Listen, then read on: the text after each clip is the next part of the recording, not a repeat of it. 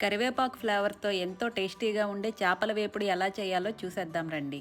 దానికోసం అల్లం, వెల్లుల్లి, పచ్చిమిరపకాయలు, ధనియాలు, జీలకర్ర, కరివేపాకు ఎక్కువగా తీసుకోవాలండి. మెయిన్ ఇంగ్రీడియంట్ కరివేపాకు. ఇవన్నీ వేసుకొని మిక్సీ పట్టుకున్నాక రుచికి తగినంత కారం, ఉప్పు, ధనియాలు, జీలకర్ర పొడి, పసుపు, కొంచెం నీళ్లు వేసుకొని మెత్తగా మిక్సీ పట్టుకోవాలండి. రుబ్బుకున్న ఈ మసాలా ముద్దను ఒక బౌల్లోకి వేసుకొని రుచికి తగ్గట్టుగా నిమ్మరసాన్ని పిండుకోవాలి.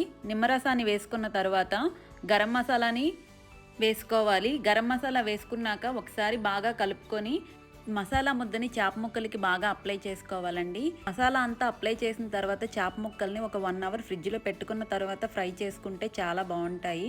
ఫ్రిడ్జ్లో పెట్టుకోవడం వల్ల చేప ముక్కలకి మసాలాలో ఉన్న ఫ్లేవర్స్ అన్నీ బాగా పట్టి టేస్ట్ బాగుంటాయండి. ఇప్పుడు చేపలు వేపుకోవడానికి ఒక ప్యాన్ పెట్టుకొని ఆయిల్ వేసుకొని కొంచెం కొంచెం చేప ముక్కలు వేసుకుంటూ ఫ్రై చేసుకోవాలండి. ఈ చేపల ఫ్రైకి కొంచెం ఆయిల్ ఎక్కువగానే పడుతుంది. ఈ ఫిష్ ఫ్రైలో ఆ మసాలా ఫ్లేవర్ చాలా బాగుంటుందండి. ఆ వేగిన మసాలాని వేడివేడి అన్నంలో కలుపుకొని తింటే చాలా బాగుంటుంది.